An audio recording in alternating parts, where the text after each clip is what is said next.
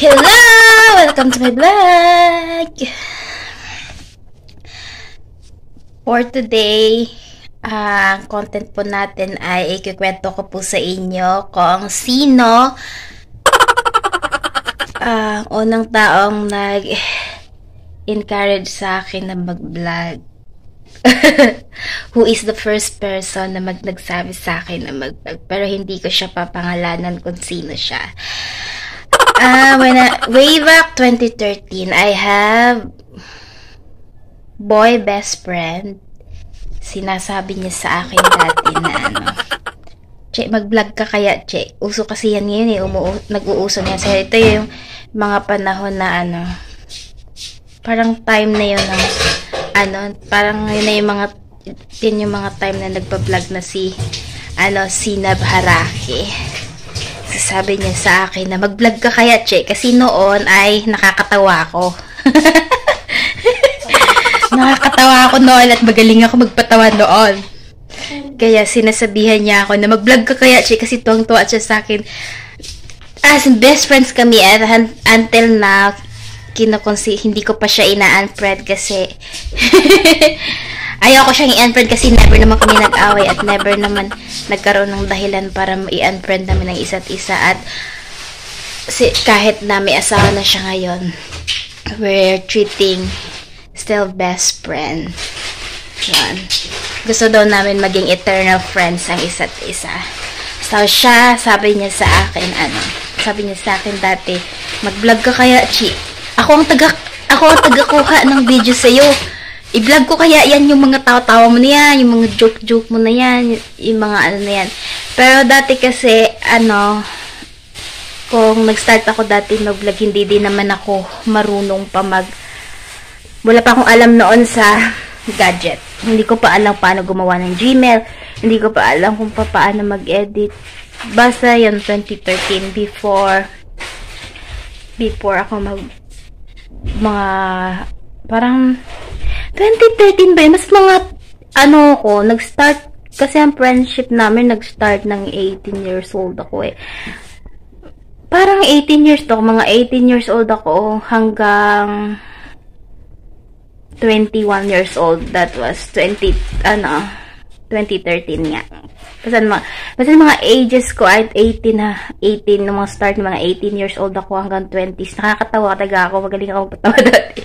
Nakakatawa talaga ako dati. Entertaining. Very entertaining. Kaya sinasabi niya sa akin mag-vlog na ako. Yun nga, maraming nangyari sa life ko. At siguro siguro hindi rin pa rin yun yung tamang time. Kaya hindi ko na hindi ko nakapag-start. Tapos, nag-mission ako. Tapos, pagbalik ko. Tapos, usong-uso na yung nagbablog ngayon, Mag-vlog kaya ako. Pero, I have desire na sa puso ko na mag-vlog kaya ako. I-vlog ko kaya yung mga ginagawa ko sa buhay ko. Yan. Tapos, paputol-putol yung desire ko eh. Kasi nga, syempre, kapag nag-start ka sa vlogging, dapat, may mga kagamitan ka. Yan, may wifi. Wala kaming wifi sa bahay eh. Lang kami, pre-data lang. Pero kapag dito ako sa house ng ate ko, merong wifi dito. Ganun. Tapos, kailangan maganda yung cellphone, malinaw, mga ganon. Basta yun. Yung unang nag-encourage sa akin, nag-motivate sa akin na magpasukin ng vlogging, yung men best friend ko. Sinabi niya sa akin na mag-vlog daw ako. Kasi nga, nakakatawa talaga ako dati. Hindi ko magpatawa dati. Parang lahat ang dami ko napapasayan tao. Tapos kapag malungkot ako, malungkot din silang lahat. Parang yung aura ko ay na-influensyahan sila. Pag sad ako, sad din sila lahat. Pag masaya ako, ba't masaya lang ako? Ang hirap ko yung gano'n, no? Parang kasi, yung pagpapatawa ko noon ay lang siya, parang given, ay inborn. Yung hindi pinifilter, parang natural lang. Lumalabas sa itsura ko, sa bibig ko. Yan, so for today's pala ay nakahiga lang ako kasi nga kagigising ko lang. At naisip ko na ano kayang i-content ko ngayong umaga. Dapat meron akong content ngayong umaga. So, yan na lang yung content ko ngayon. Magkikwento sa inyo kung sino nga yung naging card sa akin na mag-vlog. First person na naging card sa akin mag-vlog. Siyempre, behind sa mga successful na tao, meron niyang sa kabila nun, meron niyang mga nagmo-motivate, diba? So, siya talaga yung una-unang taong nagsabi sa akin na mag-vlog ka. Kasi nakakatawa nga daw ako. Nagbo-volunteer pa siya sa akin dati na siya daw mag-video, siya daw magkuha ng mga lap trip ko, pag ganun-ganun. Pero, nagkaroon ng maraming twist yung buhay ko. Nag-iba siya. Tapos, pag putol-putol kasi yung ano ko yung desire ko Pero ngayon, magbalik ulit ako sa vlogging. Tapos meron akong kakilala na nagba-vlog din na member ng church namin. Nagtanong lang ako sa kanya. Hindi niya naman ako tinuruan talaga. Pero nagtanong lang ako sa kanya kung paano siya nag-start. Tapos naka-share lang din siya sa akin na ang sinabi niya lang sa akin na natandaan ko, sabi niya, kapag may account ka na sa YouTube, nag-shake yung kamay ko. Kasmado. Pag mayroon ka na account sa YouTube, mag-download ka din ng YouTube Studio. Kasi sa YouTube Studio, doon mo i-edit yung mga, mga mali-mali mo sa Tsaka doon mo ma-check yung, nangyayari sa YouTube channel mo. So, yun lang yung sinabi niya sa akin. Kaya nag-download lang din ako. Wala naman siyang ibang... Tapos, sinabihan niya lang ako na pag-aralan mo kung paano mag-edit, ganun. Hindi niya rin talaga ako tinuruan. Well, okay lang din naman niya sa akin na hindi ako tinuruan. Kasi mas gusto ko yung ako mismo yung nag-learn. Dinidiscover ko ako mismo. Ganun. Sino ba? Yulana. At yung motivation ko talaga din na isa sa ngayon kung bakit gusto ko nang i-push yung desire ko na pagbablog. Kasi naalala ko yung kaibigan ko na sabi niya mag-vlog daw ako, ganyan. Naalala ko yung sinabi niya. Tapos ngayon na-realize ko na mag-vlog kaya ako. Pero gagawin ko to siya kasi nga na-realize ko na marami akong sinubukang trabaho, ganyan, pero hindi ako masaya. Hindi ako, parang pansamantala lang yung mga saya ko. Pero pag ginagawa ko kasi na-realize ko na mahilig pa ako mag-picture, tapos kapag nagpi-picture ako, nakaka-capture ako ng magandang magandang picture ko. Natutuwa ako, masaya ako, kaya sige, mag-vlog na lang ako. Kasi masaya ako dito, masaya ako sa ginagawa ko. Masaya talaga ako dito sa yung binibidyohan ko yung sarili ko. Kaya yun yung higit sa lahat, na-inspired ako yung isa sa malaking motivation ka din. Bakit gusto kong ipagpatuloy itong pagbablog dahil din sa nanay ko. Kasi gusto ko na makaipon kami ng maraming memories sa pamamagitan ng pagbablog. Yan. So, ano ba yung ikwento ko sa inyo sa buhay ko? So, ngayon, nagasakit kasi yung ulo ko. Kagabi kasi I have bad dreams again. Nagkaroon ako ng pangit na panaginip kagabi. Pangit. For me, pangit na panaginip yun. Yung mapapanaginipan mo yung sitwasyon or isang tao na ayaw mong ma-involve sa buhay mo, diba? Napanaginipan mo, tapos parang nababangungot ako. So, ngayon ay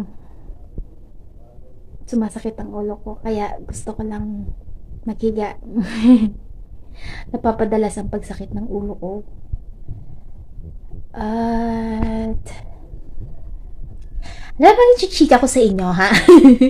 Maliban sa noon nakakatawa. Nakakatawa pa rin naman ako ngayon. Pero syempre, alangan namang magtawa-tawa ako mag-isa, di ba? Nakakatawa pa rin naman ako. May mga, funny moments pa din naman ako. Kaya ko pa din naman magtawa-tawa, diba? Ano pa ba? Ano pa bang gusto kong ikwento sa inyo sa time na ito? Maliban sa sumasakit ang ulo ko. So, yun, nabanggit ko na sa inyo na yung una nga nag-encourage sa akin na pasok sa vlogging ay yung main best friend ko dati. Kasi nga dati ay nakakatawa ako.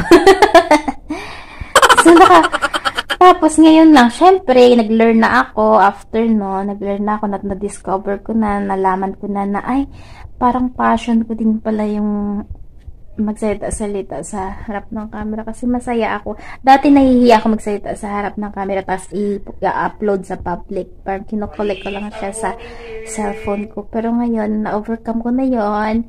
Confident na rin ako na yung mga pagkuha ko ng video sa sarili ko, ina-upload ko na siya sa YouTube. Okay na din naman ako kasi marami naman na din nagbablog, diba? So, wala namang masama sa ginagawa ko. Wala akong nakikitang masama sa ginagawa ko. Wala naman akong so far so good. Wala naman akong nababiolate na other person dito sa YouTube channel ko. It's all about me and my family. Kasi na-inspired ako din sa iba na yung nag-success sila sa vlogging. Na-inspired ako sa iba yung nag-change ang kanilang lifestyle, ang kanilang buhay. Tapos, parang meron ako mga nilulook up ng mga vlogger na ganun, ang laki ng changes sa buhay. It's not about money. Oo, kailangan natin ng pera sa buhay. May pera talaga sa online, pero yung importante sa akin ngayon, kung masaya ba ako sa ginagawa ko. And yes, masaya po ako dito sa ginagawa ko. Kahit po kunti lang kayong nanonood sa mga videos ko. Minsan, nasa 100 la, below 100, or for nabot ng 200 plus, ganun. Masaya po ako na kahit ganun lang, kaliit yung mga nanonood na videos ko. At least may nanonood sa videos ko. At before ko po end yung vlog na to, pwede po kayo mag-comment sa comment section. Pwede po kayo mag-comment sa mga vlog ko. Pwede po kayo mag-suggest.